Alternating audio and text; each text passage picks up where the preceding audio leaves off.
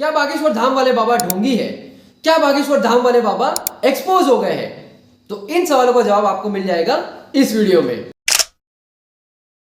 तो सबसे पहले तो मैं आपको बता दूं, बागेश्वर धाम एक मंदिर है और उसमें जो आचार्य है, जो संत है, वो है धीरेन कृष्णा शास्त्री जी। और ये मंदिर स्थित है मध्य प्रदेश के छतरपुर डिस्ट्रिक्ट के गाजा नाम के एक गांव के पास। अब ये जो मंदिर है, इसके अंदर धीरेन कृष्ण शास्त्री जी राम कथा करते हैं और राम कथा संपन्न होने के बाद वो एक दरबार लगाते हैं, जिन्हें की वो कहते हैं दिव्य दरबार। और ये जो मंदिर है, इसमें आज से नहीं बल्कि कई सालों से ये दरबार लगते आ रहा है, जिसे कि पहले दादा गुरु यानी धीरेन कृष्ण शास्त्री जी के दादाजी यहाँ पर दरबार लगाया करते थे। और उनके बाद उनके बेटे, जिन्हें खेती बाड़ी में काफी ज्यादा दिलचस्पी थी, इसलिए वो किसान थे। पर उनके बाद क्योंकि धीरेन कृष्ण शास्त्री जी को धर्म के प्रति काफी ज्यादा लगाव था और काफी तपस्या और सिद्धि प्राप्त करने के बाद अब वो ये दरबार लगाने लगे थे। अब ये दरबार में होता यह है कि बाबा एक पेपर और पेन लेके रैंडमली किसी भी एक व्यक्ति का नाम उस पे लिख देते हैं, आए हुए सारे भक्तजनों में से, और नाम के साथ साथ वो उसकी समस्या और उसका समाधान भी उस पर लिख देते हैं। फिर पेपर पे लिखे हुए नाम के व्यक्ति को वो बुलाते हैं और पेपर पे लिखा हुआ उसे दिखाते हैं, और वो उसी व्यक्ति की समस्या और समाधान भी होती है, जिसे कि बाबा ने पहले ही लिख लिया होता है।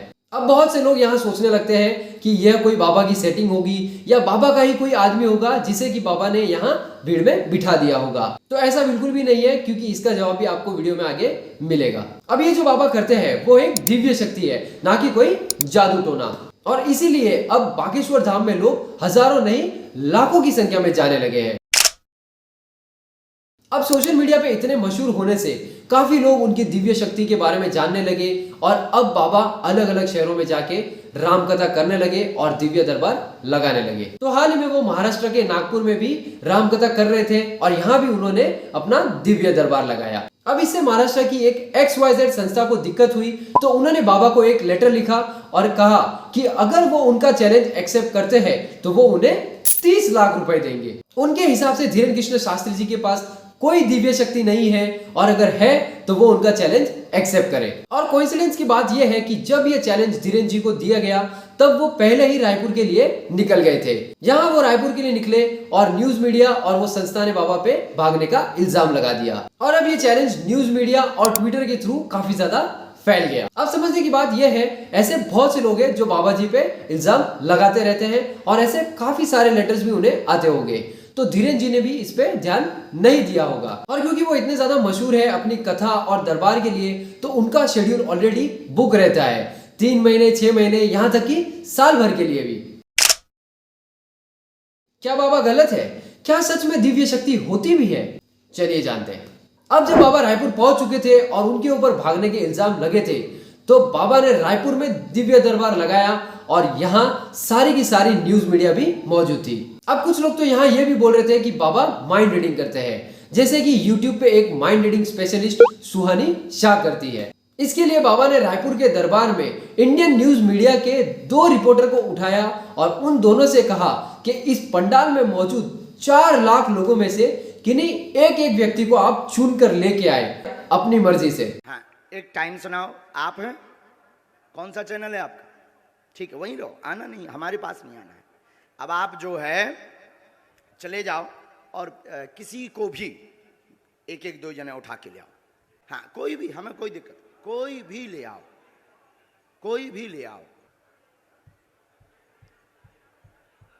पर उनके चुनने के पहले ही बाबा 2 पेपर पर उन दोनों व्यक्ति की समस्या और उसका समाधान पहले से ही लिख देते हैं। अब दोनों रिपोर्टर भीड़ में से एक एक व्यक्ति को अपनी मर्जी से चुन के लेके आते हैं और बाबा के सामने उनको भेजते हैं। अब पहला व्यक्ति जो बाबा के पास जाता है, उसे बाबा जी कहते हैं कि मेरे पास ये 2 पर्चे हैं और तुम इसमें से जो भी पर्चा चुनोगे उसमें तुम्हारी समस्या और उसका समाधान भी होगा। तुम पहला पर्चा चुनोगे तो भी उसके अंदर तुम्हारी समस्या समाधान होगा, और दूसरा चुनोगे तो भी उसमें तुम्हारा ही समस्या और समाधान लिखा होगा। इतना तक बाबा जी दावा करते हैं और ये सच भी निकलता है। दोनों व्यक्ति जो भीड़ में से रिपोर्टर के द्वारा चुने होते हैं, उन दोनों की समस्या और समाधान उन 2 पर्चों पर लिखा होता है।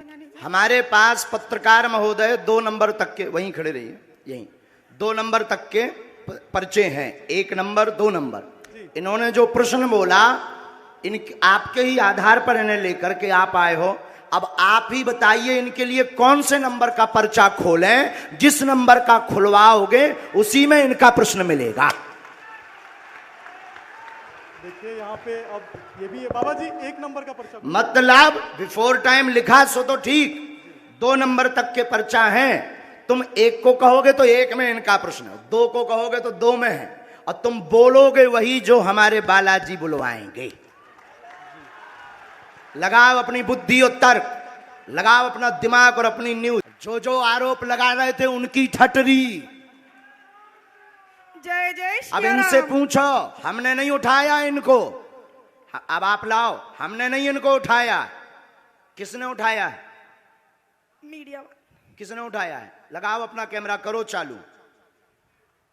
मीडिया वालों ने मुझे उठाया और हमने उठाया, और मीडिया वालों ने उठाया भी, मीडिया वालों ने पर्चा भी बताया। दादाजी आप इन्हें बताइए, आपने किसी को नाम बताया? बिल्कुल भी नहीं, मेरे पति का नाम भी मैंने इनको नहीं बताया था। जो अभी महराज जी ने बताया कि उनसे दूर रहना, वो नाम सुनील है, जो मेरे खुद के पति हैं।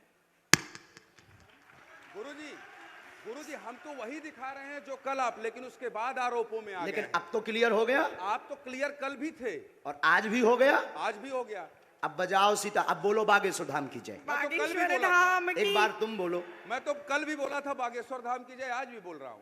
और ये देख इंडियन न्यूज मीडिया भी हैरान रह जाती है, क्योंकि उन्हीं के 2 रिपोर्टर के द्वारा चुने हुए 2 लोगों के बारे में बाबा जी ने पहले से ही सब कुछ लिख दिया होता है, और वो भी 100% सच। और ये सब एक साथ सभी न्यूज चैनल पे लाइव टेलीकास्ट हो रहा होता है। अब यहाँ 4 लाख की भीड़ में किसी 2 अनजान व्यक्ति के बारे में सब कुछ बताना, यह कोई दिव्य शक्ति ही है, ना कि कोई माइंड रीडिंग। और माइंड रीडिंग तो तब होती है जब कोई व्यक्ति आपके सामने हो। और धीरेन्द्र कृष्ण शास्त्री जी ये भी कहते हैं कि वो जो लिखते हैं वो बालाजी की कृपा से लिखते हैं, और वो कोई भगवान नहीं है। अब यहाँ कुछ लोग हमारे धर्म को टारगेट कर रहे हैं, और अगर कोई हमारे धर्म या हमारे धार्मिक स्थलों के ऊपर कोई ऐसे उल्टे सीधे इल्जाम लगाएगा जिनका ना कोई सर है ना पैर, तो मैं उनके अगेंस्ट हूँ, और मुझे पता है आप लोग भी उनके अगेंस्ट ही होंगे। और जितने भी लोग धीरेन्द्र कृष्ण शास्त्री जी को मानते हैं, मैं उनसे दरख्वास्त करूंगा कि आप लोग उन्हें अपना गुरु माने, ना कि अपना भगवान, क्योंकि वो खुद भी यही बात कहते हैं कि अगर मानना है तो बागेश्वर धाम के बालाजी को मानो। और भाई मेरे हिसाब से तो ये जो धाम होते हैं ये बहुत ही पवित्र स्थल होते हैं, और ऐसे धार्मिक स्थलों पे कुछ पॉजिटिव एनर्जीज होती है, कुछ दिव्य शक्ति होती है, और ये हमारा विश्वास ही है जो हमें वहां तक ले जाता है। तो वीडियो अच्छी लगी हो तो इसे लाइक, शेयर एंड चैनल पे पहली बार आए हो तो इसे सब्सक्राइब भी जरूर कर ले। तो जल्दी मिलेंगे फिर किसी एक नई वीडियो में, तब तक के लिए जय श्री राम।